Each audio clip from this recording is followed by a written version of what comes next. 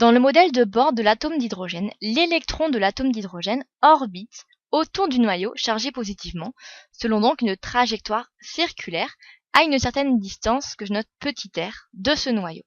Donc dans le modèle de bord, l'électron est en orbite, comme les planètes autour du Soleil. Dans la version mécanique quantique de l'atome d'hydrogène, on ne sait pas précisément où se trouve l'électron. Par contre, on peut définir une zone dans l'espace, une région dans laquelle on a une très grande probabilité de trouver cet électron. Et cette région dans l'espace, où on a de très grandes chances de trouver l'électron, on l'appelle une orbitale. Donc, en version mécanique quantique, l'électron est dans une orbitale. Pour cet atome d'hydrogène, il faut imaginer cette orbitale, cette région de l'espace où il y a de grandes chances de trouver l'électron, comme une sphère autour de ce noyau. Donc là, on imagine qu'on a en fait un volume, une sphère, et dans cette sphère, qui a une certaine taille, on a une très grande probabilité de trouver l'électron.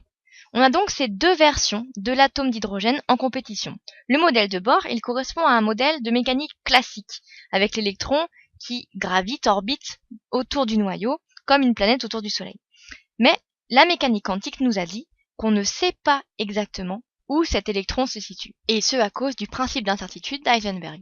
Et aujourd'hui, on sait que le modèle de bord, il est incorrect, et que le modèle de la mécanique quantique, c'est celui qui à l'heure actuelle correspond le mieux à ce que l'on observe du comportement des atomes et des électrons à cette échelle atomique, avec cette hypothèse des électrons dans des orbitales. On peut décrire les électrons dans ces orbitales à l'aide de 4 nombres quantiques, et c'est de ça dont on va parler dans cette vidéo. On va commencer par le premier nombre quantique, qui est le nombre quantique principal, qu'on note petit n. Et petit n, c'est un entier strictement positif, donc qui peut être égal à 1, 2, 3, etc. Et ce que nous indique petit n, c'est le niveau d'énergie principal occupé par l'électron. On parle également de la couche dans laquelle se trouve l'électron. À quoi ça correspond quand n augmente ? En fait, quand n augmente, la distance moyenne de l'électron par rapport au noyau va augmenter. Et par conséquent, l'énergie associée va également augmenter. Par exemple, si j'imagine que j'ai un noyau chargé positivement ici, pour un niveau n égale 1, je vais avoir l'électron en moyenne à cette distance du noyau. Avec ici, cette distance moyenne pour n égale 1. Quand je passe à n égale 2, je vais avoir une distance moyenne du noyau qui va être plus grande, par exemple ici. Là, ça va être la distance moyenne quand on a n égale 2, donc la distance entre l'électron et le noyau. Et quand la distance augmente, l'énergie associée augmente également. Donc c'est bien à ça qu'il faut penser lorsqu'on parle du nombre quantique principal n, c'est que ça nous donne l'information sur quel est le niveau d'énergie principal occupé par l'électron. Donc plus n est important, plus l'énergie va être importante. Et également, la distance au noyau, la distance au centre de l'atome va augmenter avec n. Le deuxième nombre quantique qui va permettre de caractériser l'électron, ça va être le nombre quantique azimutal ou secondaire qu'on note petit l. Petit l, qu'est-ce qu'il nous indique ? Lui, il va nous indiquer la forme de l'orbitale. C'est un nombre qui peut prendre différentes valeurs, et les valeurs qu'il va pouvoir prendre vont dépendre de la valeur de n, du nombre quantique principal.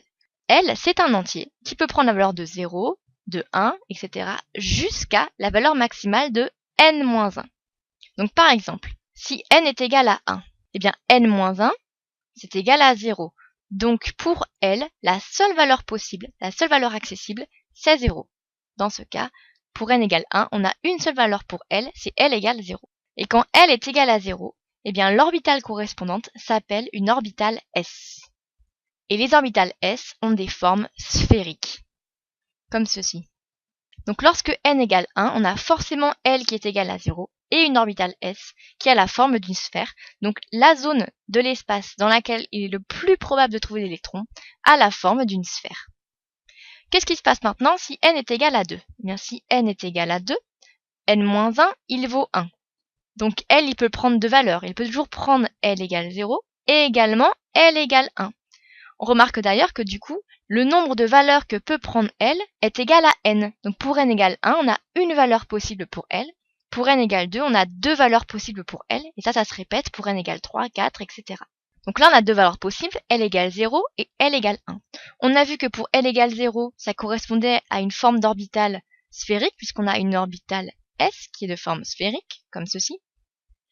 Et lorsque L égale 1, eh bien on a une autre forme d'orbital, des orbitales qu'on appelle les orbitales P.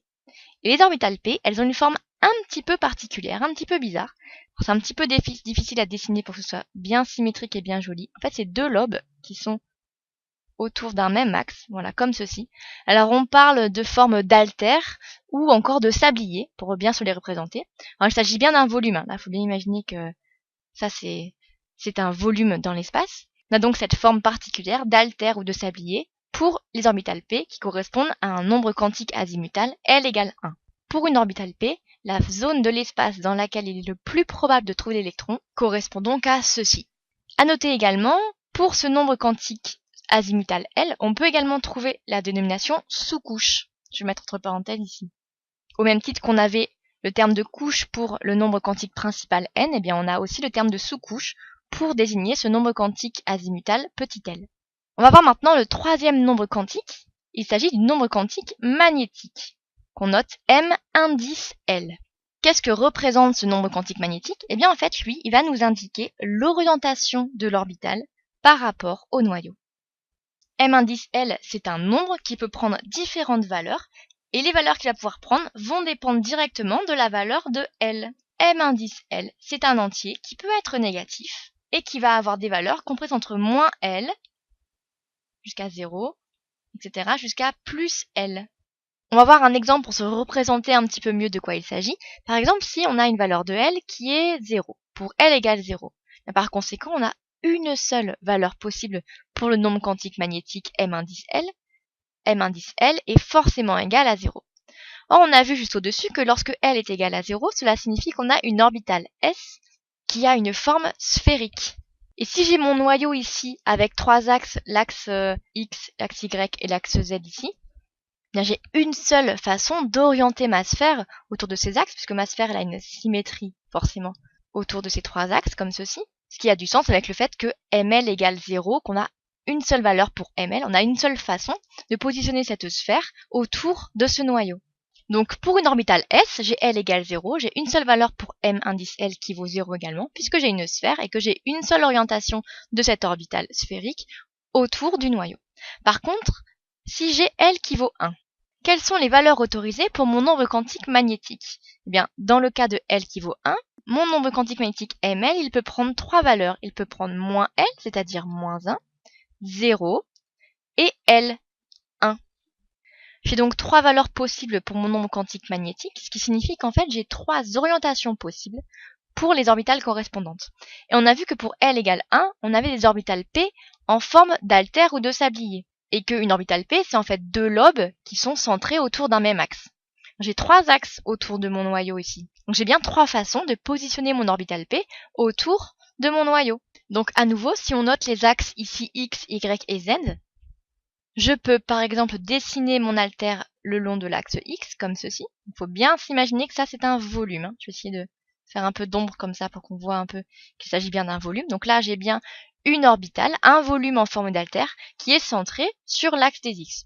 Ou bien je peux positionner cette orbitale en forme d'altère autour de l'axe des Y, comme ceci, avec deux lobes symétriques qui représentent bien un volume. Et enfin, je peux également le positionner autour de l'axe des Z. Voilà, la troisième possibilité d'orientation de mon orbitale autour du noyau. Donc pour les orbitales P, on a trois possibilités d'orientation autour du noyau selon chacun des axes X, Y et Z. Selon l'axe des X, on l'appelle une orbitale P indice X. Une orbitale qui est selon l'axe des Y, on l'appelle une orbitale P indice Y. Et selon l'axe des Z, une orbitale P indice Z. On a donc trois orbitales P possibles, une sur chacun des axes.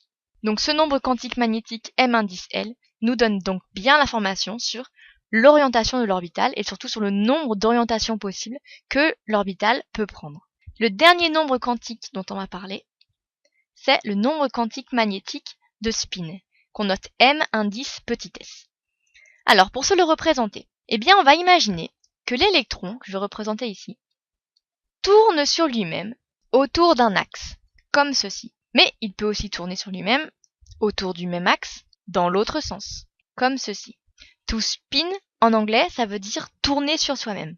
Et donc l'électron, il peut prendre deux valeurs pour ce nombre quantique magnétique de spin, qu'on peut associer aux deux façons possibles de tourner sur soi-même, une valeur de plus 1,5 et une valeur de moins 1,5. Alors attention, ce n'est absolument pas ce qui se passe dans la réalité. L'électron ne tourne pas du tout sur lui-même. Mais le fait de se représenter ceci, ça permet de bien garder en tête qu'il y a deux valeurs possibles pour le nombre quantique magnétique de spin, M indice S. Une qui correspondrait à une rotation dans ce sens et l'autre à la rotation dans l'autre sens. Donc on a deux valeurs possibles pour un électron, plus 1,5 ou moins 1,5. Quand on a une valeur de plus 1,5, eh bien on représente le spin par une flèche vers le haut. En anglais on dit que c'est le spin up. Et pour la valeur de moins 1,5, eh bien on représente le spin avec une flèche vers le bas. En anglais on dit le spin down. Donc voilà pour les 4 nombres quantiques qui vont permettre de caractériser un électron. Et dans un atome, tous les électrons de l'atome vont pouvoir être définis par l'association de ces 4 nombres quantiques qui vont être donc différents pour tous les électrons. On ne va pas avoir 2 électrons dans le même atome qui ont les mêmes 4 nombres quantiques, ce n'est absolument pas possible. Ce qu'il faut bien comprendre, c'est que les 3 premiers nombres quantiques, n, l et m indice l, décrivent l'orbitale dans laquelle se trouve l'électron.